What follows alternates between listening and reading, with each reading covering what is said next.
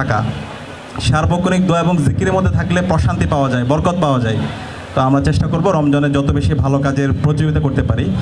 আর ঢাকা বিশ্ববিদ্যালয় হচ্ছে একটা পরিবার, এখানে আমরা যারা আছি সবাই আমাদের পরিবারের অংশ।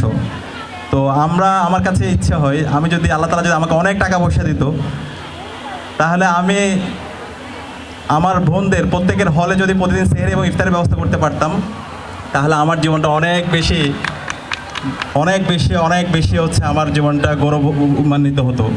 তো অনেক আমাদের এই সমাজে অনেকের অনেক টাকা পয়সা আছে, অনেক সম্পত্তি আছে, কিন্তু তার জীবনে কাউকে সেহরি করানো অথবা ইফতার করার সেই সুযোগটা হয়ে ওঠে না। তো আমরা আল্লাহর কাছে দোয়া করব, ইফতারি মুহূর্তে দোয়া করলে দোয়া কবুল হয়।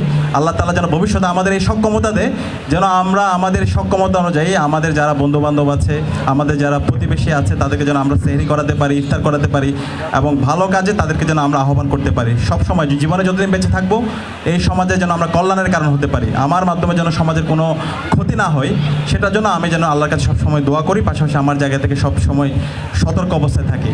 আর ডাকসুর জায়গা থেকে আমরা যখন নির্বাচন করছিলাম, আমরা নির্বাচনের সময় অনেকগুলো ইশতেহার দিয়েছি, আপনাদের হলগুলোতে গিয়েছি, প্রজেকশন মিটিংয়ে আপনাদের থেকে অনেকগুলো পরামর্শ এসেছে, আমরাও ইশতেহার দিয়েছি।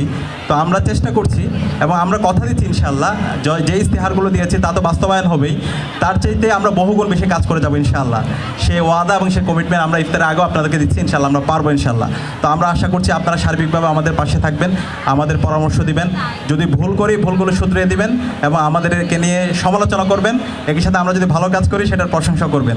ইনশাআল্লাহ আপনাদেরকে সাথে নিয়ে আমরা আমাদের এই স্বপ্নের ক্যাম্পাস, একটা নিরাপদ ক্যাম্পাস আমরা বিনির্মাণ করব।